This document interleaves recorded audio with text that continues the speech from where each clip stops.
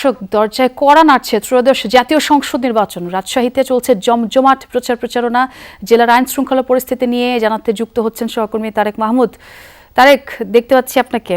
কেমন চলছে আসলে এই ভোটের মাঠে লড়াই? কোন প্রার্থী কার থেকে কতটুকু এগিয়ে রয়েছে এবং কোনো ধরনের সহিংসতার খবর কি মিলেছে?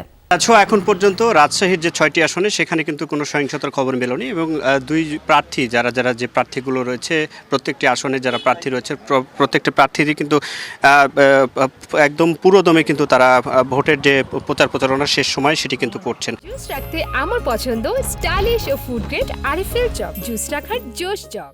এবং আমি এখন রয়েছি রাজশাহীর ৪ আসনে বাগমারায়। এখানে বিএনপির যিনি মনোনীত প্রার্থী জিয়াউর রহমান তিনি একটু আগে গণসংযোগ শেষ করেছেন এবং জামাতের প্রার্থী তিনিও কিন্তু সকাল থেকে প্রচারণা করছেন। ৬টি আসনের যারা জামাত এবং বিএনপির সহ অন্যান্য যারা প্রার্থী রয়েছেন সকল প্রার্থী কিন্তু প্রচারণা করছেন এবং এখন পর্যন্ত আইন শৃঙ্খলা রক্ষায় আমি দেখছি যে পুলিশ, র্যাব এবং বিজিবি সদস্যরা তারা কাজ করছেন এবং পুলিশের যে গুরুত্বপূর্ণ মোড়ে সে চেকপোস্ট বসিয়ে কিন্তু চেক করা হচ্ছে।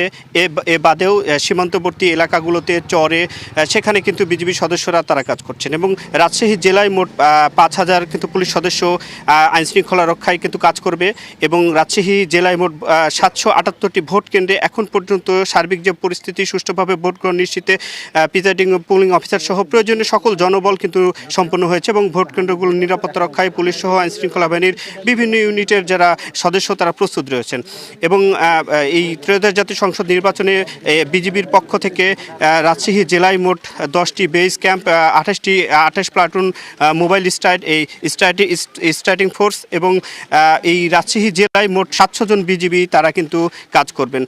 আমি যতটুকু দেখতে পাচ্ছি যে উৎসব মুখর পরিবেশে সকাল থেকে কিন্তু ভোটের যে নির্বাচনী প্রচারণা এই শেষ অর্ধে সেটি কিন্তু চলছে।